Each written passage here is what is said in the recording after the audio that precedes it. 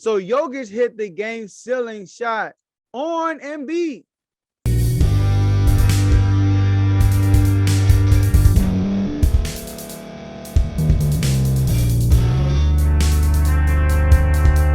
Welcome to Refuse to Lose. My name is Joe Jordan. I'm your host today.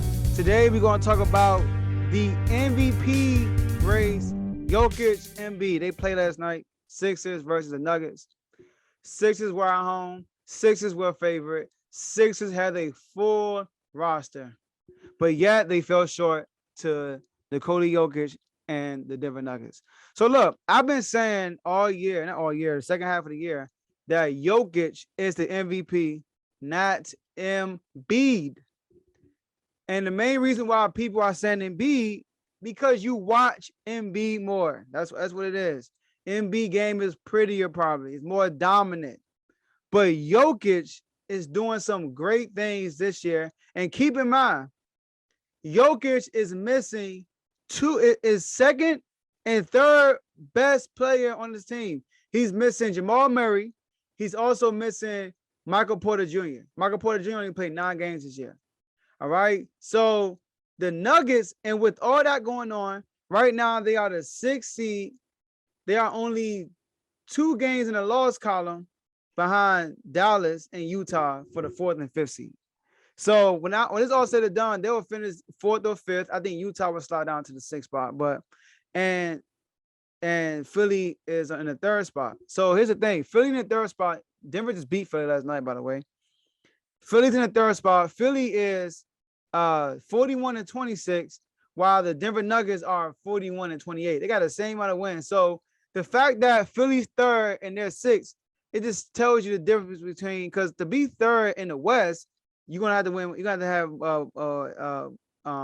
the Golden State Warriors have 47 wins, I believe. 47 wins in the 3rd spot in the West. So Jokic and them not gonna be in the 3rd spot. All right. So the fact that the 3rd seed looks better for Philly than the 6th seed Denver, but they're only 2 games apart in loss column. So the records are not big of a difference.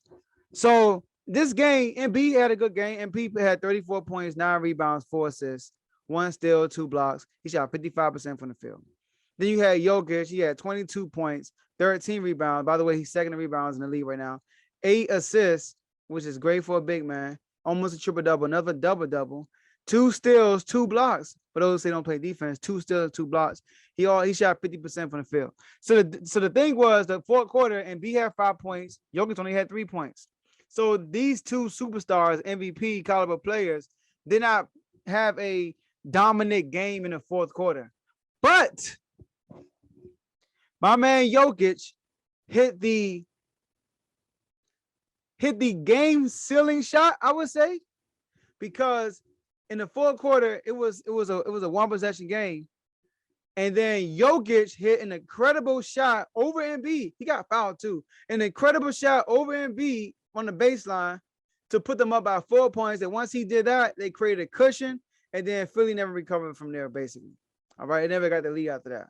So Jokic hit the game ceiling shot on Embiid. MVP. Jokic also had 2 wonderful passes. He had 1 four-court pass on a fast break, and he had 1 pass on a fast break, dribbling the ball off the court. He had James Harden spinning in circles.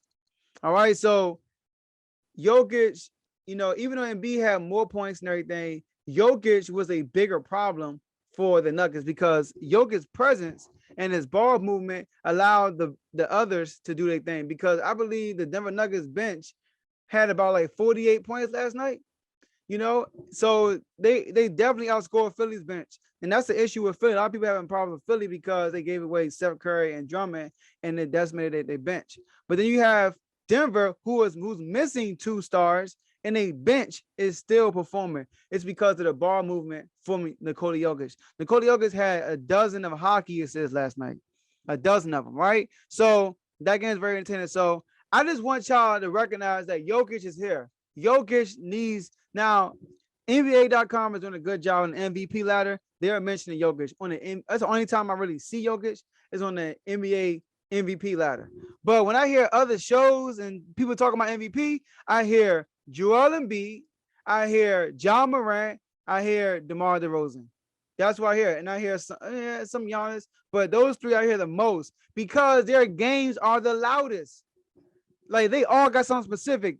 Joel Embiid is just a talent. He just a talent to watch. He got the whole repertoire. He can do everything.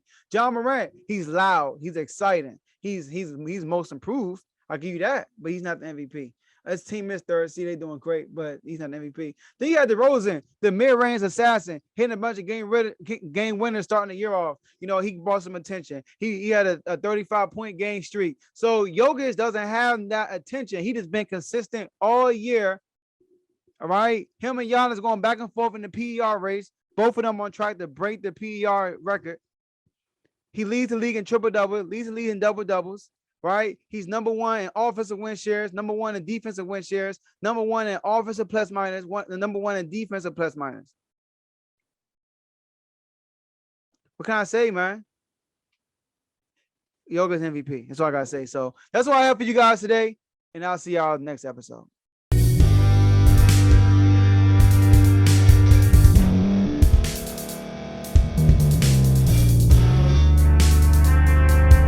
Thank you for staying to the end. If you're watching this on YouTube, please like this video, subscribe, and also hit that notification button so you can be notified next time we put out a video. If you're listening on any podcast platform, subscribe and hit that notification button, y'all, so you can be notified we put out another podcast audio. And last but not least, hit that share button. No matter what you're listening to or watching it, hit that share button and send it to somebody that you know that would love to watch this episode you just listened to. So once again, thank you for staying to the end, and we'll see y'all at the next episode.